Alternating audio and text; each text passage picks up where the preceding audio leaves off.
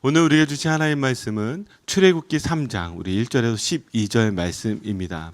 우리 지난주와 우리 똑같은 말씀인데요. 우리 출애굽기 3장 우리 1절에서 12절 말씀 제가 한 절 읽고 여러분들이 한 절 읽고 이렇게 한 절씩 서로 교독하여 봉독하도록 하겠습니다. 제가 먼저 1절 읽겠습니다.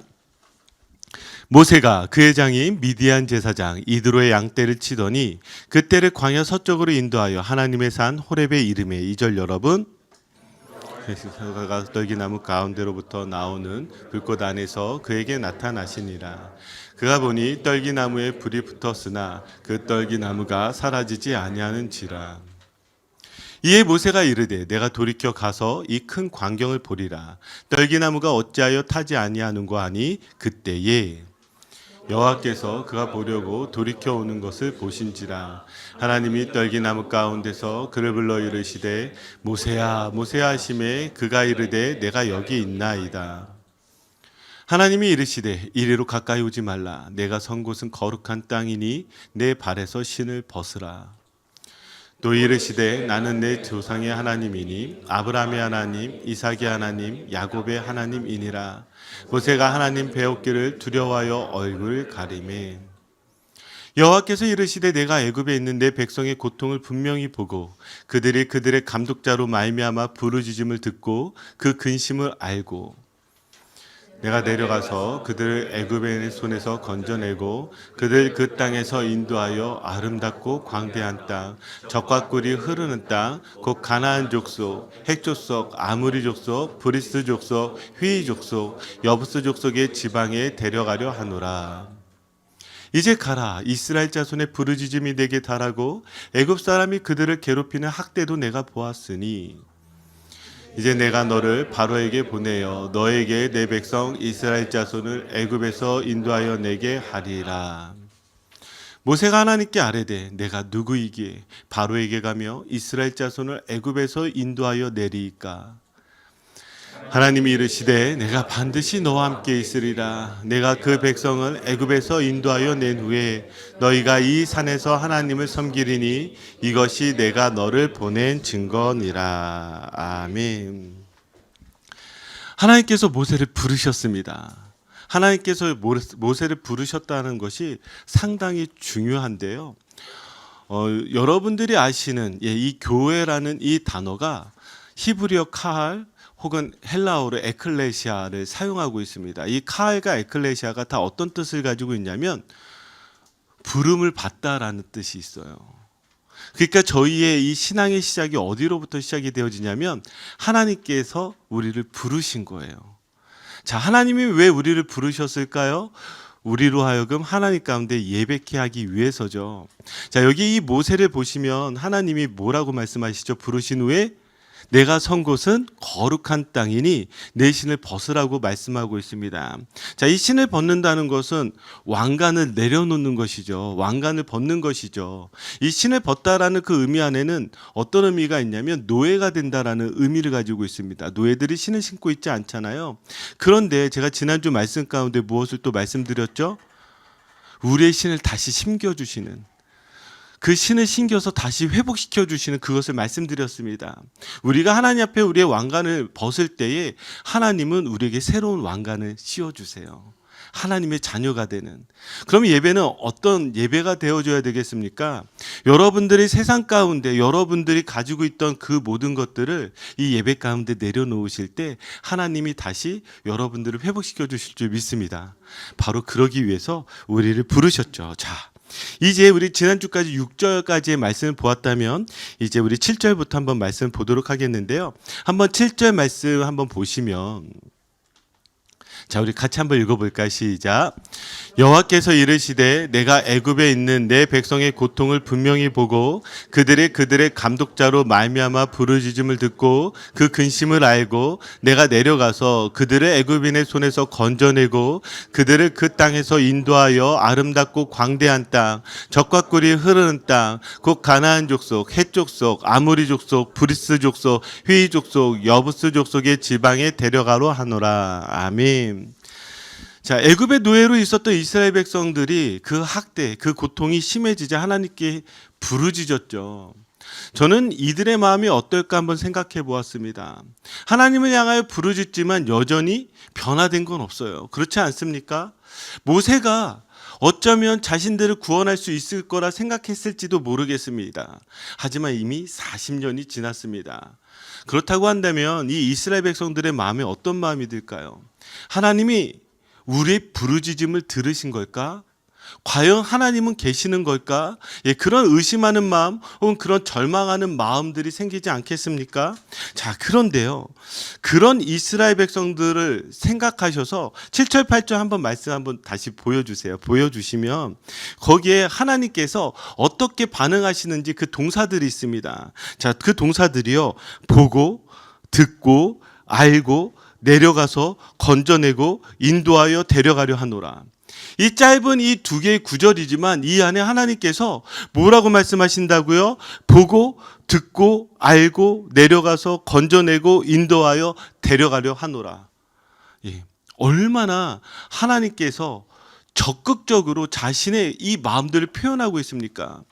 하나님이 응답하시지 않고 하나님이 계시지 않는 것 같은 그 답답한 상황 속에서 하나님이 이렇게 말씀하시는 거야. 아니야, 그렇지 않아. 이제 내가 너희를 위해서 이렇게 일할 거야. 그렇게 말씀하시는 것이죠. 즉 하나님은요, 늘 우리와 가까이 계셨고 그리고 적극적으로 우리의 모습에 반응하고 계시다라는 것을 이 말씀을 통해서 우리에게 알려주시는 거예요. 그래서 하나님을 믿는 성도들은요, 바로 이런 하나님을 믿고 있는 것입니다. 그래서 우리의 믿음의 선배들은 시편 48편 14절을 보면 이렇게 고백했어요. 이 하나님은 영원히 우리 하나님이시니 그가 우리를 죽을 때까지 인도하시리로다. 아멘.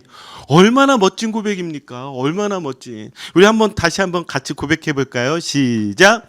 이 하나님은 영원히 우리 하나님이시니 그가 우리를 죽을 때까지 인도하시리로다. 아멘. 여러분, 이 구절이 여러분들 마음에 남길 바라요. 이 하나님이 우리 하나님이시세요. 우리를 죽을 때까지 인도하시는 그 하나님이세요. 그 하나님을 우리가 함께 믿음으로 고백하는 것이죠. 저는 이 애굽에서 이스라엘 백성들이 당연히 하나님이 응답하시지 않는 것 같고 하나님이 계시지 않는 것처럼 느끼는 것이 저는 당연하다고 생각했습니다. 그런데요, 문제는 무엇이냐면, 자, 여러분들에게 한번 물어볼게요. 여러분들도 구원받으셨잖아요. 그렇죠? 구원받으셨죠? 예, 우린 구원받았다 그러면 늘 이렇게 확신이 별로 없으신 것 같아. 여러분들이 예수 그리스도를 믿으시면 다 구원받으셨잖아요. 우리를 마치 저 애굽에서 구원하신, 저 홍해를 가르시고 우리를 구원하신 그 놀라운 역사가 우리에게 일어났단 말이죠. 자, 그런데 물어볼게요. 여러분들은 하나님이 여러분들과 함께 계시다라는 것이 느껴지십니까? 아, 좋네요. 구원은 잘 모르겠는데 함께 계신 건 잘 많이 느껴지시나 봐요. 저는 이스라엘 백성들이 만약에 그렇다고 한다면 하나님이 지금 적극적으로 이렇게 7가지의 동사를 사용하여서 내가 너희와 가까이 있어, 내가 너희를 반드시 구원할 거야, 그리고 내가 반드시 너희를 인도할 거야, 이렇게 말씀하셨다면, 자, 이제 이 광야 생활 가운데서도 하나님이 느껴져야 되지 않습니까? 그런데요, 광야에서도 이 애국과 같이 이 이스라엘 백성들이 똑같이 불평불만을 하기 시작합니다. 물이 없으면 물이 없다고, 먹을 것이 없으면 먹을 것이 없다고, 해가 강하게 내리쬐면 해가 강하게 내리찐다고, 자신들의 발걸음이 무거우면 너무나 힘들다고, 하나님이 지금 분명히 함께하고 계시고 하나님이 이들 구원했음에도 불구하고 이들은 불평과 불만을 털어놓기 시작하는 것이죠. 자, 그런데 하나님은 이 광야 가운데에서 2가지를 통해서 하나님이 함께하고 계시다라는 것을 알려주셨어요.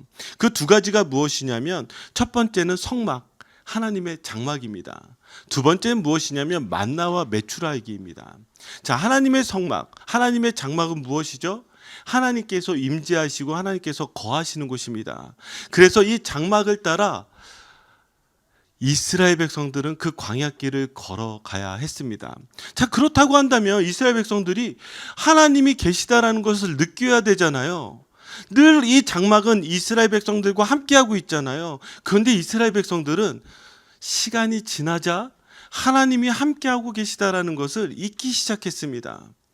자, 그러면 여기에서 이들에게 가장 필요했던 것은 무엇일까요? 하나님은 그래서 하나님의 장막을 주시고 이들에게 무엇을 말씀하신 줄 아십니까? 예배를 말씀하셨습니다.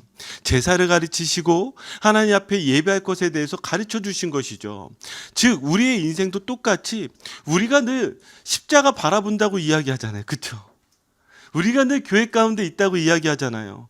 그런데 우리에게 절대로 잊지 말아야 될 것은 무엇이냐면 우리가 예배를 통하여 하나님과 함께 계시다라는 것을 느낄 수 있다라는 거예요. 그래서 여러분들 별거 아닌 것 같지만 이 한 주간에 우리가 이 주일 예배를 통하여 여러분들이 이곳에서 가장 많이 여러분들이 구하셔야 되는 게 무엇이냐면 하나님이 우리와 함께 계시다라는 것, 하나님이 나와 함께 계시다는 것을 알게 해주세요. 느끼게 해주세요. 여기에서 하나님 내가 은혜를 누려야 한 주간의 저 세상의 삶 속에서 살아갈 수 있지 않겠습니까? 하나님 내게 은혜 주세요. 여러분 그렇게 고백하셔야 됩니다. 자, 아까 두 번째는 뭐라고 말씀드렸죠? 만나와 메추라기입니다. 하나님 먹을 것이 없는 광야에서 이스라엘 백성들이 불평불만하는 것을 듣고 무엇을 주셨죠? 만나와 메추라기를 주셨습니다. 근데 이 만나와 메추라기는요, 그들이 가나안에 들어가기까지 늘 하나님께서 매일마다 아침마다 이것을 주셨습니다. 얼마나 놀랐습니까? 그런데요, 시간이 지나자 이들은 만나와 메추라기도 불평하였습니다. 성경 구절을 보면 이것을 보면서 뭐라고 말씀하시냐면 너희가 이 만나와 메추라기를 통하여서 하나님의 영광을 보리라 라고 말씀하셨어요. 그런데 이제 그들에겐 더 이상 만나와 메추라기가 하나님의 영광이 아니에요. 그러면 오늘 우리가 이것을 보면서 무엇을 느껴야 될까요? 하나님은 늘 우리의 일상 가운데 만나와 메추라기와 같은 놀라운 그 기적들을 주고 계세요. 여러분 어제 식사하셨어요? 만나와 메추라기를 경험하셨네요. 그저께 식사하셨어요? 와, 만나와 메추라기를 경험하셨네요. 여러분들의 일상 속에서 하나님이 여러분들에게 여러분들이 어쩌면 당연하다고 생각하는 그 은혜들을 하나님은 날마다 주세요. 그 날마다 주시는 그 은혜를 아는 사람이 하나님의 영광을 보는 사람이죠. 자, 여러분들은 절대로 잊지 마셔야 될 게 무엇이냐면 하나님 저 홍해가 갈라지는 기적과 같은 기적을 내게 보여주세요 라고 한다면 여러분들 볼 수 없어요. 왠 줄 아세요? 이미 예수 그리스도를 믿게 되는 놀라운 기적을 경험하셨거든요. 그렇다고 한다면 우리의 삶 속에서는요, 하나님은 늘 우리와 함께 계시다라는 것을 우리의 예배를 통해서 우리 일상 가운데 하나님이 내게 당연하다고 생각하는 것들을 주시는 것을 통해서도 충분히 하나님이 함께 계시다라는 것을 느낄 수가 있습니다. 자, 그러면 이제 좀 더 말씀을 들어가 보도록 하겠습니다. 하나님이 지금 모세를 부르셨잖아요. 그렇죠? 그리고 모세에게 말씀하셨어요. 7가지의 동사를 사용해서 내가 이제는 더 이상 가만히 있지 않고 너희를 구원할 거야. 그러면서 어디로 데려간다라고 말씀하시죠? 젖과 꿀이 흐르는 땅으로 데려간다라고 말씀하십니다. 자, 젖과 꿀이 흐르는 땅. 여러분 교회 다니시면 항상 들으셨어요. 젖과 꿀이 흐르는 땅. 저 가나안 땅에 정말 젖과 꿀이 흐를까요? 아니죠. 이것은 은유적인 표현입니다. 성경을 보면 그리고 그때 당시 그 고대 근동 지역을 보면 이 젖과 꿀이라는 것은 이들에게 매우 중요한 음식이었어요. 그리고 매우 고귀한 음식이었죠. 그래서 젖과 꿀이 흐른다라는 이 표현은 저 가나안 땅이 살기에 매우 풍요한 땅이다라는 것을 은유적으로 이야기를 하고 있습니다. 자, 그런데 우리가 좀 더 한번 이 젖과 꿀에 대해서 성경적인 의미를 좀 영적인 의미를 좀 생각해 볼 필요가 있는데 성경은 이 젖과 꿀을 반복적으로 무엇과 비교해서 말씀하시냐면 하나님의 말씀을 가지고 비교하고 있어요. 한번 볼까요? 베드로전서 2장 2절, 우리 시편 119편 193절입니다. 우리가 같이 한 목소리 읽겠습니다. 시작. 갓난 아기들 같이 순전하고 신령한 젖을 사모하라. 이는 그로 말미암아 너희로 구원에 이르도록 자라게 하려 함이라. 주의 말씀에 마치 내게 어찌 그리 단지요 내 입에 꿀보다 더 다니이다. 아멘. 여기에 무엇을 사모하라? 신령한 젖을 사모하라. 자, 이 젖이 무엇이죠? 이 젖이 우리를 구원에 이르도록 자라게 한다는데 이 젖이 무엇이죠? 말씀이에요. 자, 그리고 주의 말씀이 무엇보다 달다? 꿀보다 달다라고 이야기해요. 자, 에스겔서 3장 3절은 우리 자막이 없지만 제가 읽어드리면 내게 이르시되 인자야 내가 내게 주는 이 두루마리를 내 배에 넣으라. 내 창자에 채우라 하시기에 내가 먹으니 그것이 내 입에서 달기가 꿀 같으니라. 즉 하나님의 말씀은 적과 꿀로 계속해서 말씀하고 있어요. 근데 제가 이 말씀을 여러분들의 영적인 의미로 이야기하려는 이유가 무엇이냐면, 자, 민수기 16장 13절을 보시면, 자, 여기 이 엘리압의 아들 다단과 아비람이요, 이 모세에게 반역을 하면서 자, 이렇게 이야기를 했었습니다. 제가 읽어드릴게요. 자, 이 사람은 다단과 아비람입니다. 모세에게 반역하면서 뭐라고 이야기하냐면, 내가 우리를 적과 꿀이 흐르는 땅에서 이끌어내어 광야에서 죽이려 함이 어찌 작은 일이게 오히려 스스로 우리 위에 왕이 되려 하느냐. 자, 지금 이 다단과 아비람이 모세에게 이렇게 이야기한 거예요. 너는 우리를 적과 꿀이 흐르는 땅에서 이끌어냈대요. 그 적과 꿀이 흐르는 땅이 어디라고 이야기하는 거예요? 애굽이에요. 자, 지금 하나님이 적과 꿀이 흐르는 땅으로 이끄시려고 하는데 지금 뭐라고 이야기해? 애굽을 적과 꿀이 흐르는 땅이라고 이야기를 합니다. 자, 그러니까 민수기 16장 20절을 보면 이들을 향해서 하나님께서 뭐라고 말씀하시냐면, 너희가 어찌하여 하나님을 멸시하느냐. 그러면 하나님을 무시하고 하나님을 멸시했다라는 이 말이 어떤 말이 되는 거예요? 이들이 생각했을 때는 애굽이 적과 꿀이 흐르는 땅인 거예요. 거기가 더 먹을 고기도 많고 거기가 더 과일도 풍성하고, 아니 애굽이 더 살기 좋은 것 아니야? 저 가나안 땅이 과연 얼마나 좋겠어? 라고 이야기를 하죠. 그런데 이것을 우리가 영적인 의미로 비교를 하자면 무엇을 비교하고 있는 거예요? 하나님의 말씀보다 저 세상에서 말하고 있는 저 풍요가 더 아름답다라고 이야기하는 거예요.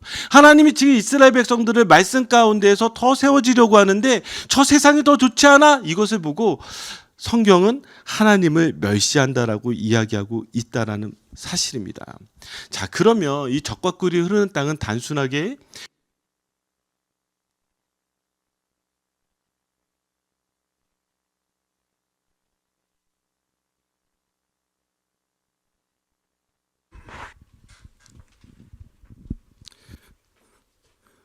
보세요. 마이크가 갑자기 꺼지니까 적과 꿀이 멈추잖아요. 예, 저 적과 꿀이 흐르는 땅이요, 우리가 생각하듯이 와, 나 잘 살게 해주고, 와, 나 복되게 해주고, 내가 세상의 많은 것들을 누리게 해주는 그런 땅이 아니라 하나님의 말씀으로 풍성한 땅이라는 거예요. 하나님의 말씀으로 우리를 자라가게 하는 그런 땅이라는 것을 여러분들이 기억하십시오. 하나님 바로 그곳으로 이스라엘 백성들을 이끄시는 것입니다. 자, 이제 9절과 10절 말씀 한번 같이 한 목소리로 읽도록 하겠습니다. 우리 같이 읽겠습니다. 이제 이스라엘 자손의 부르짖음이 내게 달하고 애굽 사람이 그들을 괴롭히는 학대도 내가 보았으니 이제가 너를 바로에게 보내어 너에게 내 백성 이스라엘 자손을 애굽에서 인도하여 내게 하리라. 아멘. 자, 여기 9절은 이제 가라. 그러면서 10절은 뭐라고 이야기하죠? 이제 내가 너를 보내어 라고 이렇게 말씀하고 있습니다. 자, 부름받은 자들에게 하나님께서 무엇을 주시냐면 가라, 내가 너를 보내어, 이렇게 명령하고 있다라는 거예요. 여기에 이 보내다라는 이 단어는 상당히 중요한데요, 저는 이것이 바로 소명이라 생각을 합니다. 자, 우리 한번 요셉의 이 고백을 통해서 이 단어를 좀 더 명확하게 알 수 있을 것 같은데요. 창세기 45장 5절입니다. 자, 여기에 지금 요셉이 그의 형들에게 이렇게 이야기를 하죠. 당신들이 나를 이곳에서 팔았다고 해서 근심하지 마소서, 한탄하지 마소서. 하나님이 생명을 구원하시려고 나를 당신들보다 먼저 보내셨나이다. 자, 지금 요셉의 이 소명, 자, 요셉이 무엇을 알고 있었어요? 지금 내가 애굽에 이렇게 있게 된 것은 당신들이 아니라 하나님께서 보내셨다라는 거예요. 자, 그들이 형제들에게 배신을 당했어요. 노예로 팔려갔어요. 거기에 누명을 써서 감옥에 가야 했어요. 그리고 이제 애굽으로 와야 했어요. 그들의 지금 자신의 삶에서 여러 가지 펼쳐지는 것들을 보면서 그가 고백하고 있는 건 무엇이냐면, 이곳은 하나님께서 보내셨다. 하나님께서 보내셨다라는 것을 그가 고백하고 있다라는 것이죠. 여러분들이 이 땅 가운데에서 가장 중요한 건 무엇이냐면 하나님께서 보내셨다라는 것을 아시는 거예요. 하나님이 보내셨어요. 자, 이 소명에 대해서 좀 더 설명할 필요가 있을 것 같습니다. 제가 어렸을 때부터 제 아들에게 꿈을 참 많이 물어봤어요. 지금은 이제 마지막 답변을 듣고 꿈을 묻지 않는데, 제가 저희 아들에게 첫 번째 꿈을 물어보았을 때, 어렸을 때인데요. 저희 아들이 뭐라고 이야기했냐면, 하민이가 목사가 되는 게 꿈이라고 이야기했습니다. 얼마나 기뻤는지 몰라요. 그러니까 아마 저를 보고 자라다 보니, 보통 아이들이 그렇잖아요. 어릴 때 아빠와 같이 되고 싶어하는 마음이 있잖아요. 그러니까 목사가 되고 싶어 했습니다. 근데 이제 초등학교가 들어가고 좀 시간이 지나자 바로 꿈이 바뀌었어요. 하민아, 너희 꿈은 뭐냐 했더니 목사는 아니야 이러더라고요. 그러면서 두 번째 꿈이 무엇이었냐면 카 레이서였습니다. 카 레이서. 왜 이게 장난감 차 같은 거 운전하면 너무 좋잖아요. 그러니까 자기는 카 레이서가 자기의 꿈이라고 이야기했습니다. 그러더니 조금 더 잘하더니 두 가지의 꿈을 이야기했습니다.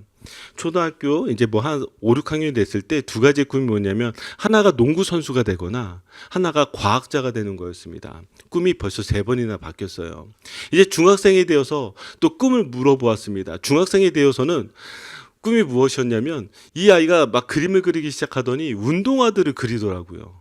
그러더니 자기는 운동화 디자이너가 되든지 아니면 래퍼가 되는 게 꿈이었어요. 맨날 어쩐지 랩을 듣더라고요. 자, 고등학생이 돼서 어떻게 되었을까요? 자, 고등학생이 되어서는 또 꿈이 바뀌었어요. 건축가가 되든지 엔지니어링이 됐습니다. 그러더니 이제 얘가 세상을 알더니 나중에 뭐라고 이야기해요? 아빠, 뭐가 되든 돈 많이 벌었으면 좋겠어요 이러더라고요. 자, 요즘 꿈은 뭔 줄 아세요? 얘가 이제 시니어 12학년이잖아요. 아빠, 그냥 대학만 붙으면 좋겠어. 이 마지막 꿈을 듣고 더 이상 꿈을 묻지 않습니다. 근데 제가 저희 아들에게 늘 하는 얘기가 있어요. 제가 이렇게 꿈을 묻지만 우리가 이 소명에 대해서 착각하는 것 중에 하나가 있는데, 소명을 마치 직업처럼 생각합니다. 직업처럼요. 그래서 내가 의사가 되고 혹은 변호사가 되고 혹은 뭐 엔지니어가 되고 뭐 이런 직업처럼 우리가 소명을 생각할 때가 많습니다. 근데 이 소명에는요, 그 앞에 수식어가 상당히 중요합니다. 예를 들어서 의사가 됐다고 해봅시다. 근데 앞에 수식어가 나쁜 의사예요. 그럼 그게 소명입니까? 차라리 의사가 안 되는 게 낫잖아요. 제가 소명이 목사예요. 여러분들은 그렇게 생각하실 거 아니에요. 우리 목사님은 하나님 부르셨어. 하나님이 목사로 부르셨어. 근데 앞에 수식어가 나쁜 목사예요. 그러면 어떻게 되는 거예요? 이건 더 이상 소명이 아니라는 것입니다. 그래서 이 소명은요, 여러분, 하나님으로부터 시작된다라는 것을 반드시 기억하셔야 돼요. 우리의 소명의 시작이 어디냐? 그래, 내가 하나님으로부터 시작된 거야. 이것을 아는 것이 중요한 것이죠. 자, 한번 말씀들을 볼까요? 이사야 40장 4절 우리 같이 읽겠습니다. 시작. 이 일을 누가 행하였느냐? 누가 이루었느냐? 누가 처음부터 만대를 불러내었느냐? 나 여호와라. 처음에도 나요, 나중 있을 자에게도 내가 곧 그니라. 아멘. 여기 처음과 나중이 누구라고 말씀하고 계시죠? 우리 하나님이라고 말씀하고 계세요. 하나님이 시작이에요. 자, 우리가 그 시작을 아는 사람이라면, 그치, 내가 하나님으로부터 왔지, 내가 하나님으로부터 시작했지, 그럼 여러분 끝을 아는 사람이 돼요. 그 끝은 무엇이에요? 그치, 이 끝은 하나님이시지. 이것을 알면 여러분 매우 중요한 인생의 진리를 알게 된다라는 거예요. 성경 반복적으로 계속 이야기해요. 로마서 11장 36절, 요한계시록 22장 13절을 보면, 자, 이 말씀도 한번 같이 읽어볼까요? 시작. 이는 만물이 주에게서 나오고 주로 말미암고 주에게로 돌아감이라. 그에게 영광이 세세에 있을지어다. 아멘. 나는 알파와 오메가요, 처음과 마지막이요, 시작과 마침이라. 아멘. 자, 여기 만물이 주에게서 나오고 주로 말미암고 주에게로 돌아간대요. 근데 우리가 착각하는 소명은 무엇이냐면, 내가 이 땅 가운데서 내가 하고 싶은 것들을 하는 것이 우리의 소명이 아니라는 거예요. 그게 소명이 아니라는 거예요. 제가 아까도 이야기 드렸듯이 제 아들의 인생에서, 짧은 인생이지만 얼마나 꿈이 많이 바뀌었습니까? 얼마나 꿈이 많이 바뀌었어요. 자기가 좋아하는 거요, 평생 좋아할 만한 거 만나는 거 정말 힘든 일입니다. 우리는 그렇게 이야기해요. 야, 내가 좋아하는 일을 직업으로 하면 참 행복하겠다. 근데 그런 사람들에게 물어보세요. 정말 좋아하는 사람이 몇 사람 될까요? 오늘 예배 끝나시고 다락방할 때 지사님들에게 물어보세요. 당신의 직업에 만족하십니까? 만족하는 분도 있고 만족하지 않는 분도 있어요. 내가 좋아서 이 일을 했던 사람도 있고 내가 좋지 않았는데 이 일을 한 사람도 있어요. 그리고 내가 좋아서 이 일을 했는데 직업이 되니까 이제 꼴 보기도 싫은 사람도 있고, 나는 이 일을 할지 몰랐는데 막상 하니까 너무 잘 맞아서 행복한 사람도 있어요. 그런데 그 직업에 대해서 과연 우리가 우리의 소명을 발견할 수 있을까요? 뭐가 중요하다고요? 수식어가 중요하다고요. 그러면 우리의 소명의 수식어는 무엇이에요? 하나님이 되겠죠. 하나님이 내게 왜 이것을 허락하셨을까? 하나님이 왜 내게 이것을 허락하셨을까? 그럼 다시 이 질문은 무엇으로 바뀐 줄 아세요? 하나님이 나를 왜 이곳에 보내셨을까? 이 질문으로 바뀌게 되어 있습니다. 어떤 직업을 하느냐가 중요한 것이 아니라 그 직업 가운데서 내가 그치, 어떻게 하나님 가운데 영광을 올려드릴까, 이것을 고민하는 것이 바로 우리의 소명이라는 사실입니다. 한번 요한복음 9장 우리 3절 4절 7절을 볼까요? 자, 이 말씀은 어떤 말씀이에요? 날 때부터 앞을 보지 못하는 사람을 가지고 지금 제자들과 말씀하셨던 부분입니다. 그런데 사람들은 다 이렇게 생각했어요. 이 사람이 앞을 못 보게 된 이유가 부모의 죄 때문이거나 이 사람의 죄 때문이라고 생각을 했어요. 그런데 예수님께서 뭐라고 말씀하시냐면 이 사람이나 그 부모의 죄로 인한 것이 아니라, 자, 3절 말씀 한번 보여주실까요? 그에게서 하나님이 하시는 일을 나타내고자 하심이라. 자, 4절을 보니까 나를 보내신 이의 일을 우리가 하여야 하리라. 그리고 이 요한복음 9장에 나와 있는 모든 기적이 무엇으로 지금 연결되어지냐면 실로함의 뜻이 무엇이라고요? 보냄을 받았다. 자, 보냄을 받았다라는 것을 이 3절과 4절을 통해서 이야기하는데 무엇이냐면 지금 하나님은 우리 인생에서 무엇을 하고 싶어 하세요? 하나님이 하시는 일을 나타내고 싶어 하세요. 하나님이 하시는 일, 그래서 나를 보내신 이의 일을 우리가 하여야 하는 것이 바로 소명입니다. 그럼 여러분들이 오늘서부터 질문이 이렇게 되셔야 되겠죠. 하나님, 내가 지금 이 가정 가운데 한 가정을 이루신 그 하나님의 뜻은 무엇입니까? 하나님, 우리가 한 교회로 만나게 되었는데 이 교회 가운데서 하나님이 하시고자 하는 일은 무엇입니까? 하나님, 내게 비즈니스를 주었고 직장을 주었는데 이곳 가운데서 하나님 내게 말씀하시는 것은 무엇입니까? 이 질문을 던지는 것이 바로 소명에 관한 질문이라는 거예요. 소명에 관한 질문. 여러분들이 지금 어쩌면 너무나 힘든 상황들과 혹은 어려운 환경 가운데 있을지도 모르겠습니다. 그러나 이렇게 질문하십시오. 하나님, 이것을 통해서 하나님이 나타내시고자 하는 일을 알게 하여 주시옵소서. 하나님, 내게 하나님이 하시고자 하는 일을 알게 하여 주시옵소서. 그렇게 고백하시는 저와 여러분들이 되기를 주님의 이름으로 축복합니다. 아멘. 자, 이제 그 다음으로 들어갈까요? 자, 11절 12절입니다. 우리 같이 한 목소리로 읽겠습니다. 시작. 모세가 하나님께 아뢰되 내가 누구에게 바로에게 가며 이스라엘 자손을 애굽에서 인도하여 내리이까? 하나님이 이르시되 내가 반드시 너와 함께 있으리라. 내가 그 백성을 애굽에서 인도하여 후에 너희가 이 산에서 하나님을 섬기리니 이것이 내가 너를 보낸 증거니라. 아멘. 저는 이 11절에 이 모세가 했던 이 고백이 참 마음에 남습니다. 모세가 뭐라고 이야기해요? 내가 누구이기에. 이 말은 어떤 말이 될까요? 모세는 자신이 없었습니다. 당연한 거 아니겠어요? 자기가 할 수 있다라고 생각했을 때는 결국은 도망자로 살아야 됐고 그 도망자로 살면서 이 광야에서 목자로 살아야만 했습니다. 내가 나이가 좀 더 젊었더라면, 내가 좀 더 능력이 있었더라면 아마 이 일을 내가 할 수 있을 겁니다 라고 이야기했을 수도 있을 거예요. 그러나 지금 와서는 모세는 뭐라고 이야기해요? 내가 누구이기에. 하나님, 저 이거 할 수 없어요. 하나님 분명 저를 부르셨고 저를 보내셨지만 하나님, 저 이거 할 수 없어요. 저는 이 고백이 모세의 고백이라고 생각을 합니다. 그런데 모세의 이 고백 가운데 하나님이 뭐라고 약속을 해주시냐면 12절에 하나님이 이르시되 내가 반드시 너와 함께 있으리라. 자, 그럼 이 말은 어떤 것이 되는 거예요? 여러분들이 소명을 발견하게 됐을 때 그 소명이요, 여러분들의 힘과 능력으로 할 수 있는 게 아니라 지금 무엇으로 할 수 있냐면 하나님이 함께 하시는 것으로 할 수 있어요. 여러분 믿으세요? 하나님이 함께 하시는 것으로 알 수 있어요.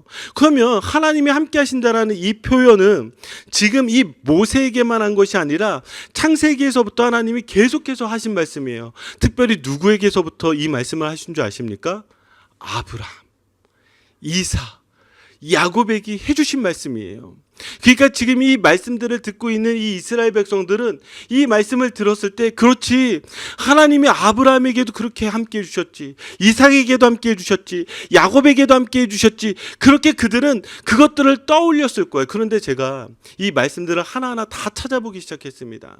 그런데 제가 매우 독특한 점을 하나 발견했는데, 한번 창세기 17장 4절을 보시면,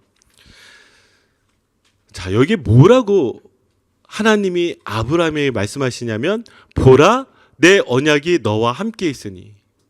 지금 내가 너와 함께 하리라 라는 말씀이 지금 아브라함에게도 하셨고, 이삭에게도 하셨고, 야곱에게도 하셨는데, 어디에서부터 시작이 되어졌냐면, 지금 하나님이 아브라함과 언약을 맺으시면서 그때서부터 내가 너와 함께 하리라 라고 말씀하세요.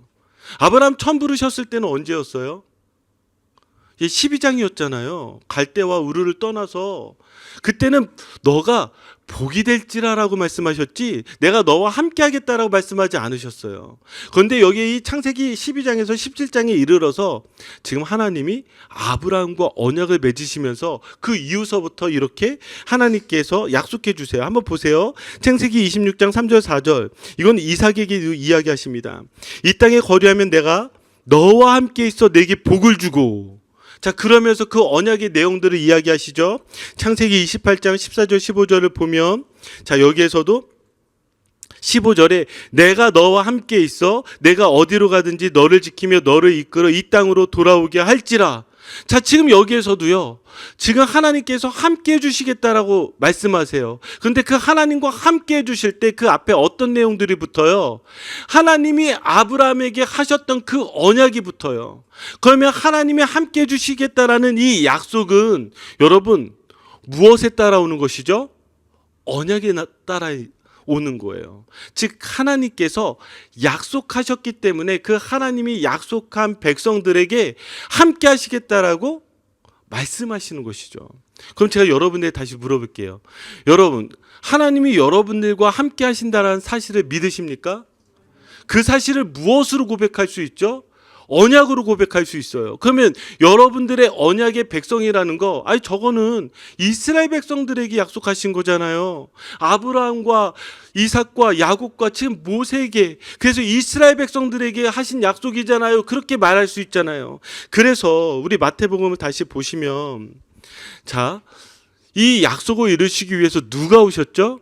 바로 1장 23절을 보니까 예수 그리스도가 오셨어요. 예수 그리스도. 자, 예수 그리스도가 무엇을 위해서 오셨어요? 하나님이 우리와 함께 계시다. 즉 예수 그리스도를 믿는 자들에게 임하는 놀라운 복은 하나님이 함께 하시는 복이에요. 그래서 마태복음 28장 20절을 보시면, 자, 이거 같이 읽겠습니다. 시작. 내가 너에게 분부한 모든 것을 가르쳐 지키게 하라. 볼지어다 내가 세상 끝날까지 너희와 항상 함께 있으리라 하시니라. 아멘. 지금 예수님께서 무엇을 다시 약속하시죠? 내가 세상 끝날까지 너희와 항상 함께 있으리라. 그러면 여러분들이 지금 어떤 상황에 있다 할지라도 지금 우리 주 예수 그리스도가 여러분들과 함께 계신다는 걸 믿으십니까? 제가 우리의 시작을, 오늘 말씀의 시작을 무엇으로 시작했죠? 분명히 이스라엘 백성들은요, 그 애국 가운데서 노예로 있으면서 절망했어요. 왜 절망했죠? 하나님이 함께 계시지 않는 것처럼 느껴지거든요. 자, 이스라엘 백성들이 광야 가운데서도 절망했어요. 왜죠? 하나님이 함께 계시지 않는 것처럼 느껴지기 때문인 것이죠. 다시 우리에게 이 말씀을 한번 생각해 보면, 여러분들이 힘들어하고 절망하는 이유가 무엇이죠? 하나님이 함께 계시지 않는 것처럼 느껴지기 때문인 거예요. 지금 내 생각과 내 계획대로 되지 않아요. 뭐 직장의 문제라든지, 혹은 비즈니스의 문제라든지, 아니면 내 인생의 미래의 계획이라든지, 분명히 내가 생각했던 것들이 있는데 그때마다 이것들이 되지 않으면 마치 이렇게 느껴질 때가 있어요. 내가 하나님께 뭐 잘못했나? 내가 하나님 가운데 뭐 실수했나? 하나님이 나 사랑하시지 않나? 하나님 왜 내 기도를 들어주시지 않지? 왜 하나님이 왜 정말 나와 함께 계시지 않는 것 같지? 여러분, 이런 마음들이 들 거란 말이에요. 이런 마음들이 들 때 여러분들이 붙잡으셔야 되는 게 무엇인 줄 아세요? 바로 오늘 말씀이에요. 여러분들이 잘났든 못났든, 여러분들이 죄 가운데 있었든 죄 가운데 있지 않았든, 그것이 중요한 것이 아니라 여러분들이 예수 그리스도를 믿는다면, 예수 그리스도를 믿을 때부터 여러분들에게 주어지는 그 놀라운 하늘의 복은 우리 주님께서 여러분들과 함께 계시다라는 거예요. 여러분들과 함께 계시기 위해서 예수 그리스도께서 십자가에서 죽으시고 부활하셨잖아요. 그러면 우리 안에 그것을 믿는 것이죠. 다시 이것을 믿는다면 우리 안에 두 가지를 다시 한 번 더 기억해 볼 필요 있죠. 우리 안에 예배를 회복하세요. 내가 예배를 통해서 더 이 말씀들이 내 안에 힘이 되고 능력이 돼요. 그리고 여러분들이 일상을 바라보세요. 우리 주님께서 여러분들에게 주신 그 은혜가 무엇인지 받은 복들을 하나하나 세워보세요. 여러분들의 인생에서 어떻게 지켜주셨는지를 고백해보세요. 그렇다고 한다면, 그래, 주님이 지금까지도 나를 이렇게 인도해 주셨는데 내일도 나를 인도해 주시지 않겠어? 지금까지도 나 정말 먹고 살 수 있게 해주셨는데 내일도 먹고 살 수 있게 해주지 않겠어? 주님이 여러 문제들을 지금까지도 이렇게 해결해 주셨는데 내일의 문제도 해결해 주지 않겠어? 여러분, 그 믿음의 고백 나오지 않겠어요? 그렇다고 한다면 여러분, 우리 주님께서 여러분들과 함께 계시다라는 이 사실, 여러분들이 예수 그리스도를 믿음으로 말미암아 주어진 이 놀라운 약속을 한번 붙잡으시고 한번 여러분들의 힘든 삶 속에서 선포하세요. 우리 주님 나와 함께 하십니다. 지금 있는 이 어려움, 지금까지도 인도하셨는데 앞으로도 인도하여 주실 줄 믿습니다. 그 믿음의 고백으로 승리하시는 저와 여러분들이 되기를 주님의 이름 축복합니다. 아멘. 자, 우리 같이 이 시간 기도하도록 하겠습니다.